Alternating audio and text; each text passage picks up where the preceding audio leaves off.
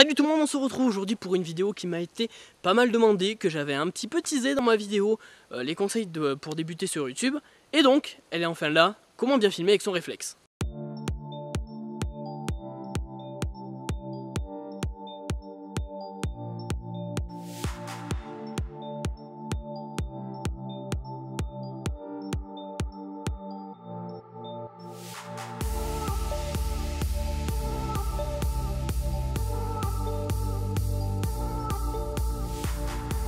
Au final, le titre de cette vidéo est presque putaclic puisque je dis réflexe, mais c'est valable pour toutes les caméras qui vous offrent un contrôle manuel de l'image. Donc que ce soit un réflexe, un hybride, un compact, un bridge, etc., ça fonctionnera. Bien sûr, ça fonctionne avec n'importe quel type d'objectif, que ce soit le 18-55, un ultra grand angle comme j'utilise actuellement, un téléobjectif ou un 50 mm f1.8 qui vous permettra d'ouvrir beaucoup plus. Donc sur ce, je vais sortir mon Nexus pour un petit peu vous montrer comment faire. Voilà, avec le Nexus. Alors, la première chose à savoir, c'est qu'il faut beaucoup d'éclairage pour la vidéo.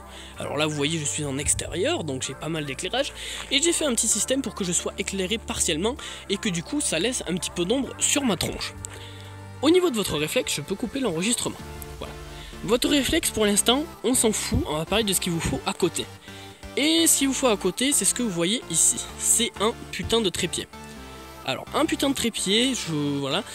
À quoi ça vous servir? Ça vous permet d'avoir des plans stables et je pense que c'est le grand minimum à avoir pour arriver à faire des vidéos, on va dire, professionnelles. Et bien sûr, pour mon type de vidéo, c'est encore plus important, mais je pense qu'un trépied, c'est vraiment indispensable. Ici, j'ai un modèle de chez Prima Photo, je vous mettrai le lien d'Evelbon que je conseille en description. Donc ce trépied, il vous permet d'avoir une tête fluide et vous permettra de faire des jolis mouvements, donc ça c'est plutôt sympathique. Donc maintenant qu'on a vu l'éclairage et le trépied, qui est pour moi le plus important en vidéo, on va pouvoir s'attaquer aux réglages sur votre caméra qui en soi n'apporteront pas quelque chose d'exceptionnel mais qui vous permettront de corriger certains trucs. Donc quand vous allez popper sur votre appareil, bien sûr j'ai un Canon mais les réglages resteront quand même globalement les mêmes pour les autres appareils photo, vous allez avoir quelque chose comme ça qui risque de ne pas vous offrir beaucoup de réglages, vous pourrez rien toucher, mais en même temps comme ça, et c'est quand même relativement dommage.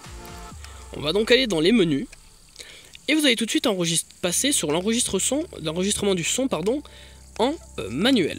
Cet enregistrement du son, ça vous permettra en fait de gérer le volume et vous pouvez voir qu'en fait il faudrait rester aux alentours des 12 décibels pour que votre son ne soit pas saturé. S'il est trop bas, vous pourrez toujours le corriger au montage, c'est pas un problème. Au niveau de la taille d'enregistrement vidéo, mettez du 1080, perso je mets du 20, mettez la résolution maximale si possible, du 1080 ça suffit amplement, mais du coup moi perso je suis en 1080p 24 fps, ce qui est amplement suffisant. Et 24 fps j'aime bien, parce que voilà.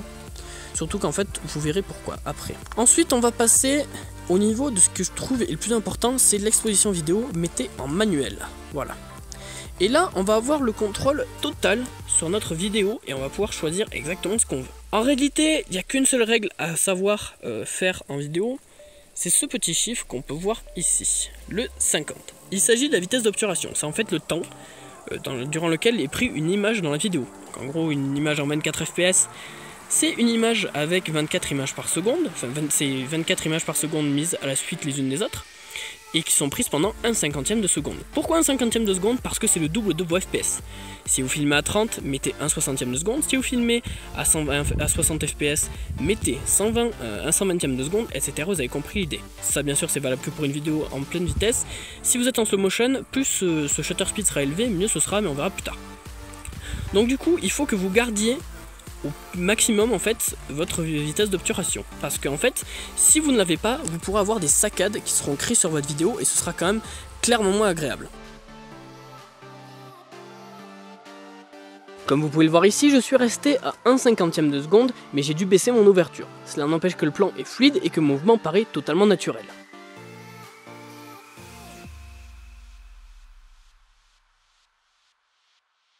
Sur ce plan, j'ai préféré rester à f1.8 pour avoir une belle profondeur de champ, c'était quand même plus joli. Mais par contre, j'ai dû mettre un 400e de seconde pour la vitesse d'obturation pour ne pas être surexposé. On peut voir qu'il y a des petites saccades sur les déplacements, mais également que le mouvement est beaucoup moins naturel. Ensuite, on va passer à l'ouverture. L'ouverture, c'est ce petit chiffre. C'est ce qui va influer la quantité de lumière qui rentre dans votre capteur et le flou d'arrière-plan. Plus ce chiffre sera élevé, moins il y aura de flou d'arrière-plan et moins de lumière rentrera dans votre capteur. Vous avez ici un petit comparatif au niveau de l'ouverture, vous pouvez voir que c'est quand même relativement différent, mais du coup la quantité de lumière qui rentre à l'intérieur du capteur est quand même vachement marquante. Ce paramètre, on aime bien l'avoir au minimum pour avoir un effet cinéma, enfin ou assez bas, mais dans mon cas, comme dans la vidéo tout à l'heure, là je suis dans les mêmes réglages que tout à l'heure en fait, dans mon cas j'étais obligé de fermer mon diaphragme. Pourquoi ? Parce que si je voulais avoir une exposition à 1/50 de seconde, j'étais obligé de fermer mon diaphragme à 18, ce qui est pas génial pour le flou d'arrière-plan, mais j'avais pas le choix pour avoir une image qui n'est pas surexposée. Donc ce petit réglage d'ouverture est donc prévu pour réduire la quantité de lumière qui rentre dans votre capteur. Si vous voulez avoir une ouverture élevée et peu d'images qui rentrent à l'intérieur de votre capteur, eh bien il va falloir acheter un filtre ND, c'est quelque chose qui se met à l'avant de votre objectif, juste ici là, et qui permet en fait de réduire la quantité de lumière qui rentre à l'intérieur de votre capteur. Le dernier réglage, c'est les ISO. Le dernier réglage, c'est les ISO, ce qui est juste ici. Ça en fait, c'est tout simplement comment la caméra va augmenter de manière électronique le signal qu'elle reçoit. C'est très pratique quand on est en basse luminosité, l'avoir un minimum c'est pas mal, mais vous allez être obligé de l'activer si jamais vous êtes par exemple en zone sombre, pour augmenter plus ou moins la luminosité.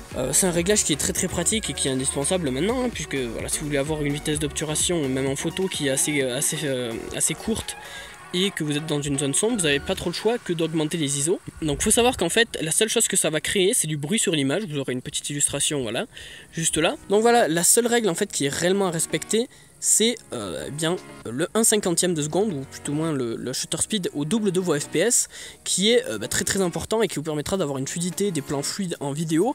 Je vous mettrai un petit comparatif juste ici, voilà. Bien sûr, si vous pouvez, mettez les ISO au minimum, ça pourra réduire la quantité de grains. Et l'ouverture, mettez-la aussi la plus petite au minimum. Moi perso, je joue toujours avec l'ouverture pour réduire la quantité de lumière vu que j'ai pas de filtre ND. Bon voilà les amis, c'était donc tout pour la fin de cette vidéo. Comment bien filmer avec votre réflexe, j'espère qu'elle vous a plu. J'ai essayé d'être le plus clair possible, mais c'est assez compliqué à expliquer. Comme vous avez pu le voir, il n'y a pas grand chose à savoir, il faut juste avoir un bon trépied, un bon éclairage pour pas avoir besoin de trop monter les ISO comme je vous l'ai dit tout à l'heure, et respecter la règle de la vitesse d'obturation, le double de vos FPS, et après vous jouez avec les ISO et la vitesse d'obturation pour gérer votre exposition. Donc j'espère que cette vidéo vous a plu et vous aidera, dites-moi si vous voulez d'autres tutoriels vidéo, sur ce on se retrouve très bientôt pour de nouvelles vidéos.